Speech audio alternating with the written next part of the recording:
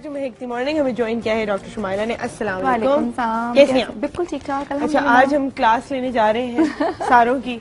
ठीक है, सबसे पहले तो मुझे बताएं, अगर आप ये देखते हैं तो इनको हल्के क्यों कहा जाता है? ये बहुत भारी नहीं है? सुंदस, यहाँ पे ये डार्क सर्कल्स तो इनको है ही, लेकिन ये कि ये पफी आईज कहलाती हैं। अच्छा। इसमें ये होता है कि एजिंग के साथ साथ चूंकि ये एरिया बहुत थिन होता है, हमारी जो नॉर्मल स्किन से जो अंडर आई स्किन है वो काफी थिनर होती है, और जो इस एरिया को सपोर्ट कर रहा होता है जो हमारा मैट्रिक्स है, जिसको हम कनेक्टिव टिश्यू कह सकते हैं, फैट मैट्रिक्स कह सकते हैं, कोलेजन वगैरह है जो भी, वो एज के साथ साथ यहाँ से लूज होना शुरू हो जाता है। अच्छा। तो फैट्स भी अपनी जगह छोड़ के एक्यूमुलेट हो जाते हैं। एक तो ये वजह होती है पफीनेस आने की, दूसरी वजह वाटर रिटेंशन भी हो सकती है। कि एज के साथ साथ चूंकि water retention due to many reasons हो सकती है, जिसमें मेडिसिन का यूज हो सकता है, जिसमें हार्मोनल इम्बैलेंस हो सकता है, जिसमें सॉल्ट इनटेक कुछ लोगों का ज्यादा होता है, जिन लोगों को सेवरी फूड खाने की आदत होती है या नमकीन ज्यादा पसंद होता है, उनको भी वाटर रिटेंशन का प्रॉब्लम होता है, वो पफी आईज से प्रेजेंट करते हैं। अच्छा। और इनको तो डार्क सर्कल्स भी काफी हैं, और डार्क सर्कल्स में भी हमारी बहुत सी वजह हो सकती हैं, जिसमें हेरिडिटी से लेके एनेमिक होना, यानी कि जिन लोगों का एच भी लो रहता है, उसके अलावा हार्मोनल फैक्टर्स और प्रोटेक्टेड सन एक्सपोजर। अच्छा। जिस तरह हमारी स्किन को इफेक्ट करता है, डेफिनेटली ये स्किन भी जो है it's a part of skin, और ये ज्यादा सेंसिटिव होती है और ज्यादा थिनर होती है इस वजह से भी। और with the passage of age भी चूंकि ये स्किन जो है मजीद थिन हो जाती है, तो यहाँ पे जो ब्लड सप्लाई है, जो वेजल्स है, वो मोर प्रोमिनेंट हो जाते हैं, तो जिसकी वजह से वो ह्यू बनाते हैं डार्कनेस का। अच्छा, अगर ये देखें तो यहाँ पर जो है इनको ये डार्क सर्कल है, डार्क और सर्कल साथ ही भी यहाँ हैं पर और बिल्कुल पफीनेस भी है, हाँ, दोनों चीजें हैं। सही। तो इनके डिफरेंट ट्रीटमेंट्स भी होते हैं, और अगर इसमें आप देखेंगे तो यहाँ पे इनको Fine lines लाइंस आ रहे हैं, और इनको हम क्रोज फीट भी कहते हैं। टर्मिनोलॉजी जो है इसके लिए क्रोज फीट होती है, जो कब्बे के पाँव की तरह होती है, पाँव की तरह, बिल्कुल एग्जैक्टली।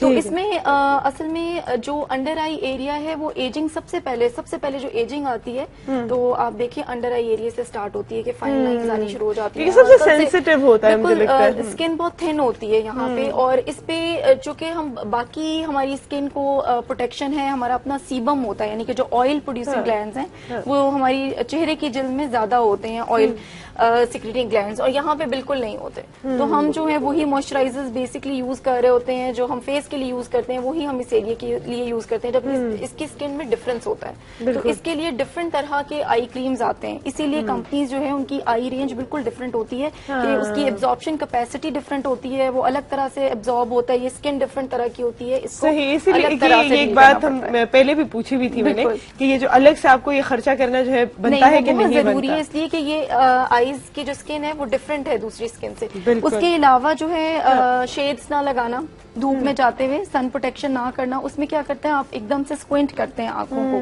तो वो जो एक्सप्रेशंस आप बना लेते हैं ज्यादा, तो वो लाइंस वहाँ पे ज्यादा जल्दी प्रोमिनेंट होना शुरू हो जाती है। अच्छा, अगर हम ये देखें तो इनकी रेड सी आईज है, रेडिश आंखें हुई हुई हैं, और हमारे पास एक सवाल भी आया हुआ है कि मेरी आंखें बहुत लाल हो जाती हैं। उन लोगों को भी डार्क सर्कल्स और पफीनेस ज्यादा होती है जिनको एलर्जीज होती हैं, जैसे जिनको रेनाइटिस या छींकने की एलर्जी जिसको कहते हैं, डस्ट एलर्जीज होती हैं, या साइनसेस का मसला होता है, तो उसमें बहुत ज्यादा जल्दी उनको पफीनेस और डार्क सर्कल्स भी और लाइंस भी मलने की वजह से और इरिटेशन आंखों में रहने की वजह से, तो उसमें हमें साथ साथ एलर्जीज का भी इलाज करना पड़ता है। अच्छा, कुछ लोगों का तो मैंने देखा है कि नीचे वाली जो लाइन होती है वो बिल्कुल ही लाल हुई हुई होती है। बिल्कुल, और बहुत असर रहती है। स्लीप फैक्टर भी बड़े इन्वॉल्व करते हैं, जो डार्क सर्कल्स हैं और पफीनेस है, कि आपका स्लीपिंग पैटर्न कैसा है, सोने की आदत कैसी है। अच्छा, इन सब चीजों के बारे में हम डिटेल में बात करेंगे। मेरे साथ एक कॉलर। अस्सलाम वालेकुम।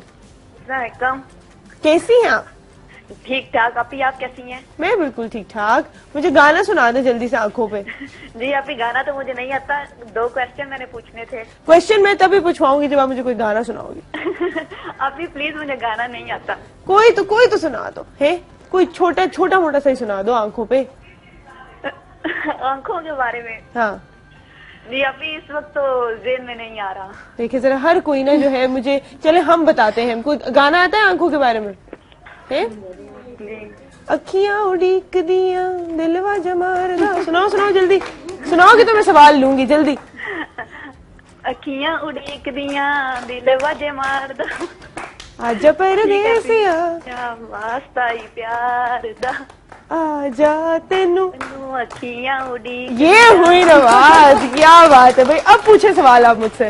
जी अभी एक तो मैंने मेकअप के बारे में पूछना था और एक जो एस्ट्रोलॉजर बैठे हैं उनसे अपनी सिस्टर के बारे में पूछना था। जी जी पूछिए पूछिए। जी मेरी सिस्टर की डेट ऑफ बर्थ है 20 अप्रैल ठीक है 1990 1990। ठीक है। जी उनकी शादी के बारे में पूछना था। कोई अच्छा रिश्ता नहीं इस तरह मिल रहा। आते तो हैं लेकिन उस तरह नहीं जिस तरह के हम चाहते हैं। अच्छा मतलब आप पसंद के रिश्ते नहीं मिल रहे। जी जी ठीक है ठीक है। पसंद क्या है वैसे थोड़ा बताएं। नहीं पसंद इस तरह नहीं है लेकिन वो होते हैं एजुकेटेड नहीं ना आते हैं लेकिन जिस तरह मैट्रिक पास हो गई है इस तरह है। तो मेरी बहन खुद एजुकेटेड है ना तो हम चाहते हैं कि उस लिहाज अच्छा से अच्छा कोई रिश्ता हो। ठीक ठीक सही है समझ आएगी। मेल मिलाप के जो है वो रिश्ते नहीं मिल रहे। दूसरा सवाल क्या है मेकअप का? जी, दूसरा मैंने ये पूछना था मेरी ऑयली स्किन है ना। क्या है sorry? Oily skin Oily skin है, ठीक है। से जो बेस है वो किस तरह की इस्तेमाल करनी चाहिए? ठीक है जी। ऑयली स्किन है इसमें बेस कैसी? फायजा आपने सुन लिया है सवाल? जी, जी, आपके 2 सवाल हो चुके हैं। टाइम हो रहा है एक छोटी सी ब्रेक। ब्रेक का टाइम है। हाँ ब्रेक का टाइम हो रहा है। ब्रेक के बाद वापस आके आपको जो है सब चीजों के जवाब देते हैं।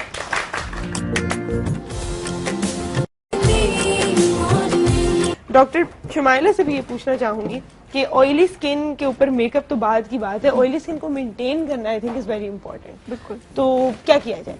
उसमें एक तो आपके फेस वॉश बहुत इंपॉर्टेंट है कि आप किस तरह का फेस वॉश यूज कर रहे हैं। ठीक है। फेस वॉश आपके जो है वो जेल बेस्ड हों और वो डील करते हो ऑयली स्किन को।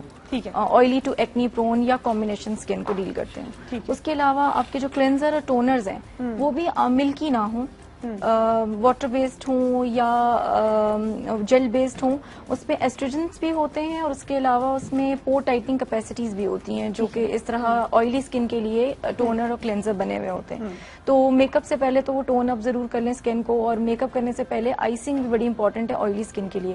अगर आइस थोड़ी सी कर लें और उसके बाद आप टोनर लगाएं और फिर मेकअप लगाएं और अगेन जो आप बेस यूज करेंगे वो ऑयल फ्री होनी चाहिए। लिक्विड बेस यूज करेंगे, वो थिक बेसिस ना यूज वाटर करें। बेस्ड भी आ गई बिल्कुल है, वाटर बेस्ड, ऑयल फ्री और नॉन कमिडोजेनिक जिसके ऊपर लिखा हो यानी कि नॉन पोर ब्लॉकिंग। स्टिक्स वगैरह ना यूज करें, उससे पोर्स भी ब्लॉक होते हैं, फिर एक्नी का इशू और इस तरह की दूसरी चीजें जितनी भी इम्परफेक्शंस हैं फेस पे आती रहती हैं। ठीक है सही। अच्छा शुमाइला आपसे मैं एक सवाल पूछना चाहूंगी जो मैं फेसबुक पे किसी ने पूछा है कि मैं जब भी आई शेड लगाती हूँ तो मेरी आंखें स्वोलन और पफी हो जाती है और उसमें से पानी आना शुरू हो जाता है, तो मैं क्या करूँ? सुंदर डेफिनेटली उनको एलर्जी होगी, जो भी उस आई शेड का केमिकल कंटेंट है उससे उसको एलर्जी होगी। तो उसमें या तो वो कोई ऐसे आई शेड्स या ऐसे मेकअप्स भी आते हैं जिनके ऊपर लिखा होता है कि हाइपो एलर्जेनिक, अच्छा, या डर्मेटोलॉजिकली टेस्टेड, तो उसको भी वो पहले अपनी जो inner side of the arm है उस पर लगा के देख लेंगी और अगर उनको 24 आवर्स में वहाँ एलर्जी डेवलप नहीं होती तो फिर वो उसको ट्राई कर सकती हैं। तो वो ट्राई कर सकते हैं। अच्छा और हमने बहुत सारे डार्क सर्कल्स ये देखें, कुछ और भी मैं आपको अब ये दिखा रही सारी हूँ। पिक्चर्स आ गई हैं डार्क सर्कल्स की। ये भी आप देखिए, पहले हमने आपको पफी आईज दिखाई हैं जो स्वोलन होती हैं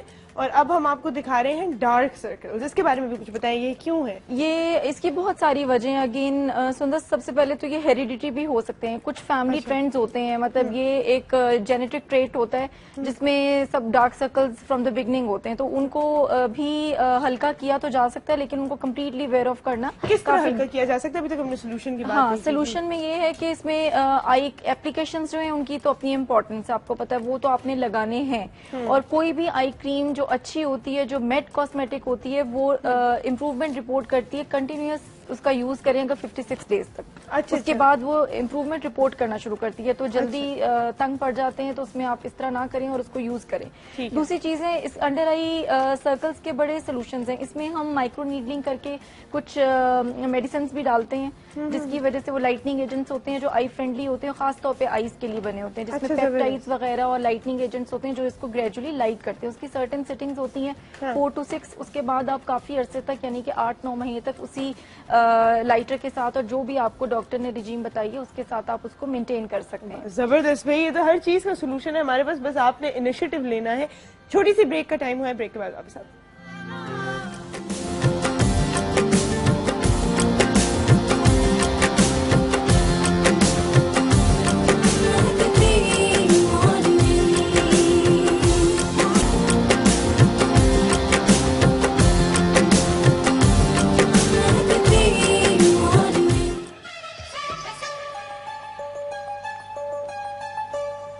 आँखों की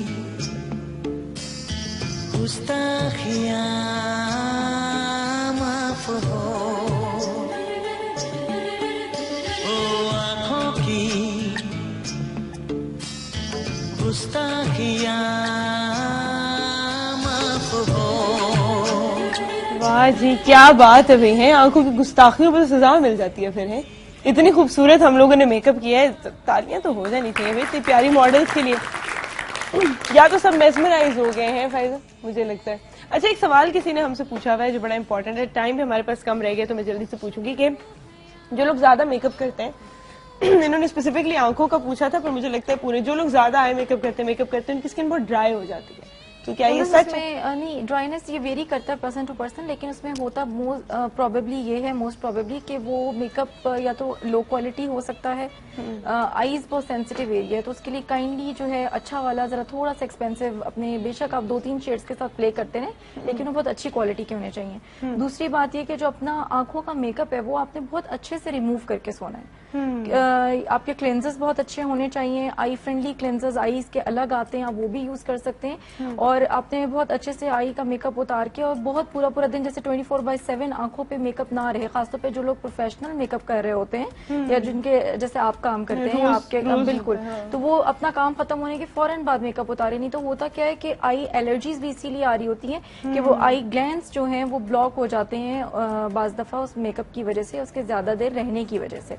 तो उसको अच्छी तरह रिमूव करेंगे तो फिर स्किन भी ठीक रहेगी, और इंशाल्लाह ताला, और आई मॉइस्चराइजर, आई क्रीम जरूर रात को अप्लाई करें, जरूर रात को अप्लाई करें। ठीक है, सुन लिया आपने, आप भी यही कह रही थी कि जी बिल्कुल बिल्कुल, डॉक्टर शुमाइला ने बिल्कुल ठीक बोला है कि पहले प्रॉपर जब आप मेकअप करते हैं तो कोशिश करें कि अगर आप 12 आवर्स के लिए, जैसे कुछ लोग जो है वो पूरे दिन के लिए अपना मेकअप उनको लगाना पड़ता है, तो कोशिश करें कि 7 to 8 आवर्स के बाद अपने आई मेकअप को रिमूव करें और दोबारा से आई मेकअप करें। हाँ, ये भी हो सकता है कि अगर आपको लगाना है 12-12 घंटे भी अगर करना है तो आप बीच में एकदम रीअप्लाई करें। जी बिल्कुल, ये भी उसके लिए, लेकिन आपके पास स्किल्स जो है ना वो फायदा वाली होनी चाहिए, जो इतना जल्दी इतना खूबसूरत मेकअप कर सकती हैं।